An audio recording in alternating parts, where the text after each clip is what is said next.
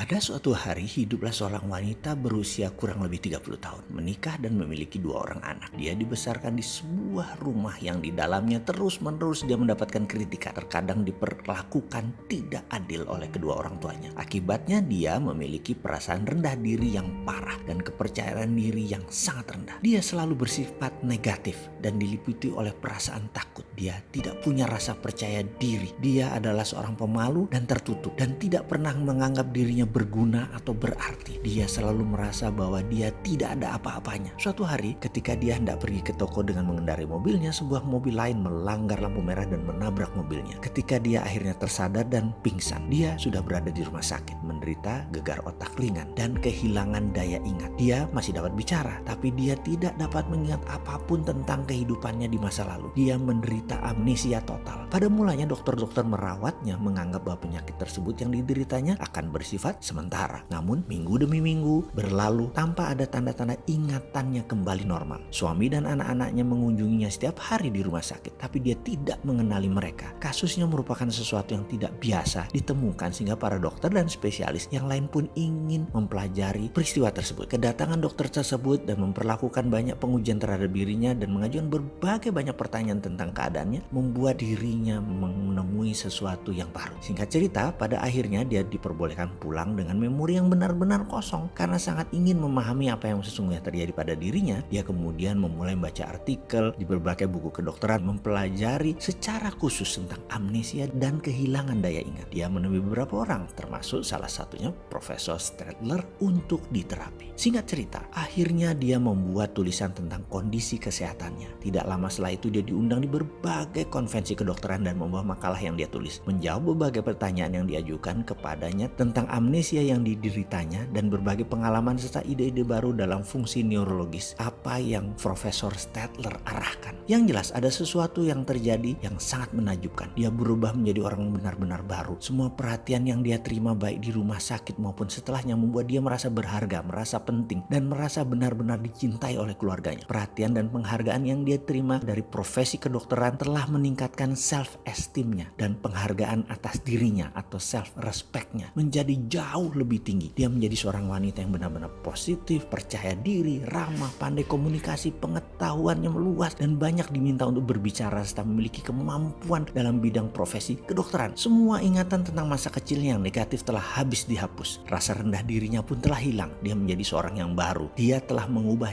cara berpikirnya dan mengubah kehidupannya. Kehidupan rumah tangganya menjadi romantis, anak-anak menyukai dia yang penuh keceriaan. Wajahnya berubah menjadi cerah, banyak senyum, getaran kebahagiaan mempengaruhi orang dan lingkungan sekitarnya. Dan salah satu tindakan yang dilakukan oleh Profesor Stadler itu disebut dengan teknik Stadler blocking, adalah membuat seseorang tidak dapat mengakses data buruk dalam pikiran masa lalunya hingga ke depan dia adalah manusia baru yang positif. Ada yang ingin tahu apa yang dilakukan oleh Profesor Stadler? Tahukah sahabat bahwa ternyata Anda bisa melakukannya dengan hasil yang sangat menakjubkan? Kalau Anda sekarang merugi, Anda sakit, Anda miskin, Anda bermasalah, semua bisa diubah dengan teknik blocking tadi. Sekali lagi, ada yang ingin tahu? Saksikan di video setelah ini.